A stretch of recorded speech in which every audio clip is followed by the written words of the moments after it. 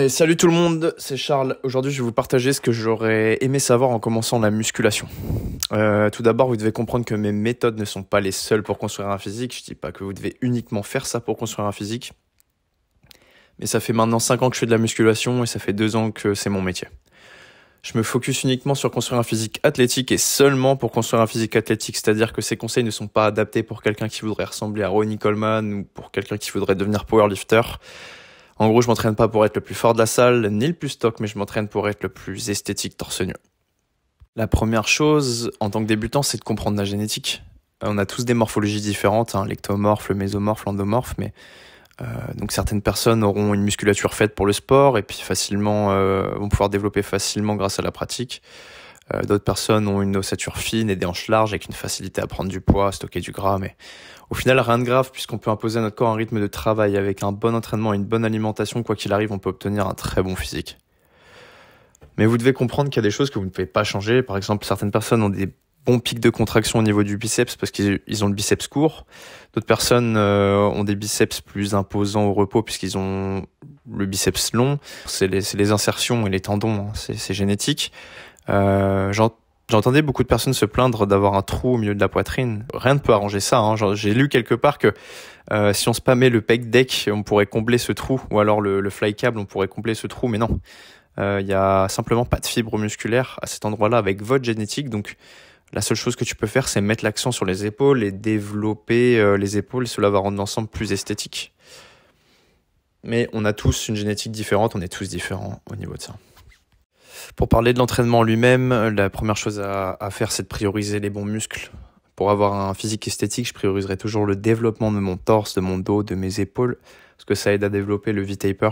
Mais j'entraîne surtout mes jambes en ce moment parce que j'ai un retard. Et travailler sur ses défauts est un très bon point. On a tous des défauts et connaître son corps, c'est la base. Autre chose sur laquelle j'aimerais mettre l'accent, c'est que tu n'as pas besoin de faire de rep max, de force pour avoir un bon physique. Ce n'est pas bénéfique pour construire un physique esthétique. Pourquoi je risquerais de me blesser en faisant du squat trop lourd avec moi qui ai eu une opération du genou, juste pour avoir un PR? Ça serait que de l'ego, ça dépend vraiment de tes objectifs. Si tu essaies d'avoir un physique esthétique, si tu veux être beau gosse, tu n'as pas besoin de SBD. T'as pas besoin de squat, bench, deadlift. Me faites pas dire ce que je n'ai pas dit, ce sont des mouvements géniaux. Le mouvement le plus complet en musculation, c'est le deadlift. Il fait travailler toute la chaîne postérieure. Je dis juste que pour build un physique esthétique, on n'a pas besoin des mouvements de dynamophilie, on n'a pas besoin des mouvements qui font travailler plusieurs groupes musculaires. On peut rester sur des mouvements d'isolation, poids libre ou machine, et avoir un excellent physique. D'ailleurs, la clé pour progresser en musculation et faire une bonne prise de masse, c'est vraiment ressentir ses muscles, établir une connexion neuromusculaire. Établir une connexion mentale avec le muscle qui travaille. C'est pour cela que le bench, le développé couché barre, n'est pas forcément une bonne option pour un débutant. Parce que généralement, il va ressentir uniquement son deltoïde antérieur, son épaule. Moi, je recommande plutôt de faire des exercices type bodybuilding, c'est-à-dire isolation, pour établir la connexion avec le muscle. Donc l'écarté poulie ou écarté haltère ou du pec deck. Concernant les pectoraux. Ou alors, par exemple, pour les jambes, faire beaucoup de leg extension et de leg curl pour ressentir ses quadriceps et ses ischio-jambiens.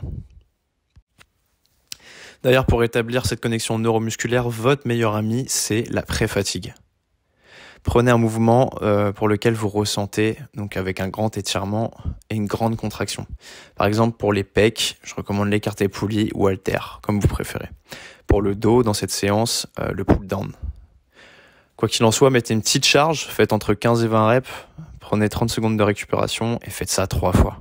Il va y avoir un grand afflux sanguin, n'oubliez pas de contrôler le mouvement, n'allez pas à l'échec, on aura cette connexion muscle-cerveau qui s'effectuera. Dans cette séance, après le pull down debout, je suis allé au lat pull down, prise neutre et j'ai super bien ressenti mon dos. Le conseil que vous voyez affiché à l'écran est tiré d'un livre qui est juste exceptionnel, il m'a beaucoup aidé. Je le recommande vraiment à tous les pratiquants de musculation, débutants, expérimentés et même pour les coachs. Ce livre, il s'appelle La Bible des stratégies et planification d'entraînement. Il y a plus de 230 techniques de musculation. Ce n'est absolument pas un partenariat, c'est vraiment un conseil. Ce livre, c'est juste un must-have. La technique de la pré-fatigue est très bien expliquée dedans, comme beaucoup d'autres. En général, on connaît le push-pull leg ou alors la technique du split. Dedans, là, il y a 230 entraînements différents. Ce livre, il est juste oufissime. Je vous le recommande vraiment. Bien sûr, le lien est dans la description. Vous pourrez le retrouver en dessous de la vidéo. Le prochain point abordé va faire mal à tous les fans de café. J'étais le premier à me blinder de caféine avant d'aller à la salle, en boire 1, 2, parce qu'on recherche un effet stimulant. On pense que c'est la meilleure chose à faire, mais celui-ci, donc la caféine va éliminer nos nutriments pris avant l'activité, il va nous déshydrater avant l'effort. Il va augmenter notre cortisol, qui est une hormone catabolisante, c'est-à-dire qu'il va dégrader le muscle. Et en plus de cela, il est vasoconstricteur, c'est-à-dire que l'afflux sanguin sera moins important. Nous, ce qu'on recherche, c'est la vasodilatation, donc le contraire. Donc ça, c'est pour le pré-entraînement. Et le côté post-entraînement, vous savez, la transpiration fait qu'on perd des minéraux. La transpiration provoque une perte de minéraux. Et l'objectif est de se réhydrater et refaire le stock de minéraux. Donc vraiment, la caféine à éviter avant l'entraînement. Et regardez vos pré-workouts. Le pré-workout comporte très souvent de la caféine. Et il vaudrait mieux opter pour un pré-workout sans caféine. Vraiment, c'est une clé pour s'améliorer. Ok, maintenant je vais parler du tempo parce que je vois beaucoup d'erreurs faites à ce niveau-là. Vous devez savoir que dans un mouvement de musculation, il y a deux phases, la phase excentrique et la phase concentrique. La phase excentrique, c'est lorsque deux extrémités d'un segment musculaire s'éloignent, et la phase concentrique, c'est lorsque les deux extrémités d'un segment musculaire se rapprochent. Par exemple, dans un biceps curl, la phase excentrique, c'est lorsque l'avant-bras baisse, lorsqu'on baisse l'avant-bras. Et la phase concentrique, c'est lorsqu'on fléchit l'avant-bras, lorsqu'il monte et se rapproche de notre épaule, donc quand il y a une contraction. Ce qui est super important dans l'exécution, c'est le tempo du mouvement. Prenez une séance où vous faites votre entraînement sans vous soucier du tempo et refaites la séance plus tard en contrôlant la portion excentrique, donc entre 2 et 4 secondes, et en essayant d'accélérer le plus rapidement possible dans la phase concentrique. Vous verrez, la difficulté elle sera beaucoup plus grande. Et surtout, on aura plus de courbatures. Sans même parler de technique d'entraînement, il y aura une différence dans la fatigue musculaire, puisque la phase excentrique contrôlée va venir détruire les fibres musculaires. Donc l'objectif, c'est pas de faire 6, 8 ou 15 reps, c'est de faire nos reps en fonction de notre objectif. Donc par exemple, pour développer notre puissance, on parle pas c'est pas le physique qu'on aimerait développer, ou que moi en tout cas j'aimerais développer, mais pour développer notre puissance, chaque répétition elle doit être faite de façon à maximiser notre force ou notre vitesse. Pour prendre en masse musculaire, nous, ce qui nous intéresse, c'est que chaque rep doit créer une fatigue des fibres musculaires. Pour ça, une répétition parfaite doit être constituée de ces trois éléments. La phase excentrique en contrôle, la phase de transition excentrique concentrique avec un rebond contrôlé, et la phase concentrique en accélération maximale. Une autre chose qu'il faut comprendre aussi, s'il vous plaît, je vous en prie, arrêtez le 4x12. Je vois trop de gens faire du 4x12 répétitions parce que leur programme est fait comme ça. Mais si à la fin de la série, vous pouvez faire 4-5 reps de plus, vous entraînez pas assez dur. Vous allez avoir des résultats durant la première année, c'est sûr, mais après vous allez stagner.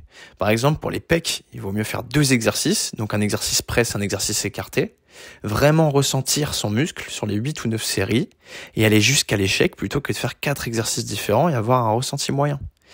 Pour les gens qui pensent que je dis n'importe quoi, je m'en fous parce que ça marche pour moi. Et par exemple, Alex Bank, qui est un des meilleurs physiques esthétiques du moment de Nati, s'entraîne exactement de cette manière. Et ne comptez pas vos reps dans une série. Il faut prendre la plus grande charge que vous pouvez contrôler et faire le maximum de répétitions. Quand vous êtes proche de l'échec, faites des demi-reps ou du drop set. On a tous un ressenti différent. Si votre programme indique un exercice que vous ne ressentez pas assez, pourquoi perdre du temps à faire 4 séries dessus? Si un exercice que vous adorez avec un gros ressenti, faites plutôt 6 séries sur celui-ci. Ça sert à rien de faire 2 heures d'entraînement et 16 séries sur un groupe musculaire. Pourquoi?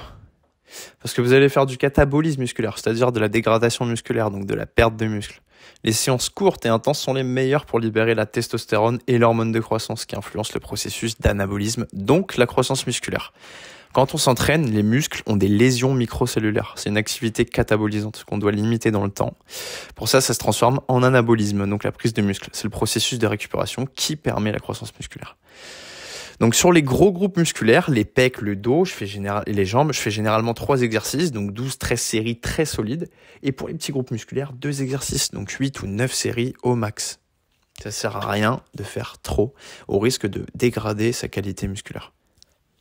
Si vous êtes débutant et que vous entraînez 1 à 2 fois par semaine, faites du full body. Si vous vous entraînez 3 fois ou plus, favorisez le split, le push-pull leg, des techniques comme ça. Donc, je me répète, mais le livre, la Bible des stratégies et planification d'entraînement vous offrira plus de 230 techniques. Et là, vous allez pouvoir découvrir plein de techniques que vous ne connaissez pas. D'ailleurs, j'ai créé des vidéos, des shorts par rapport à ces techniques, que je les explique en vidéo. Donc, vous pouvez aussi voir sur mon Instagram, Charles Bonneau, où je détaille certaines de ces techniques en vidéo. En ce moment, je m'entraîne en split. Donc, le jour 1, je fais les jambes. Le jour 2, je fais poitrine, épaules, triceps, donc le push. Le jour 3, je fais dos, biceps, le pull. Et la séance 4, je fais focus ischio-jambier et bras, donc jambes, bras. Donc sur quel jour? Je pense que c'est stupide de prendre un jour de repos lorsqu'on se sent en forme. Par exemple, je pourrais vous dire le 5e jour, je fais repos.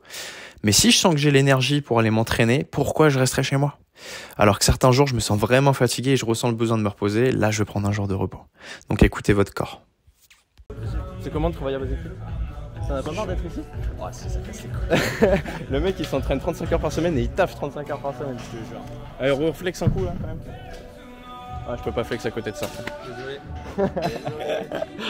Et la dernière chose que je voulais dire, c'est ne négligez pas la prise d'intra juste avant ou pendant votre entraînement. La consommation de BCAA pendant le type d'effort va diminuer la fatigue nerveuse, donc vous allez conserver un certain niveau d'excitation pendant l'effort et ça va améliorer vos performances. Donc, prenez vos acides aminés à la salle, c'est important. Pour résumer, faites de l'après-fatigue pour la connexion neuromusculaire et l'afflux sanguin, c'est une clé pour un meilleur physique.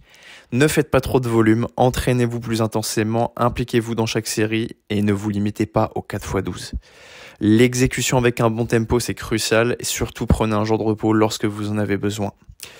C'était Charles, ça fait maintenant 2 ans que je suis personal trainer, je ne prétends pas détenir la science infuse, donc si vous n'êtes pas d'accord avec moi ou si vous avez quelque chose à ajouter, n'hésitez pas à le dire dans les commentaires. Je vous souhaite à tous et à toutes un bon entraînement et on se voit bientôt. Peace.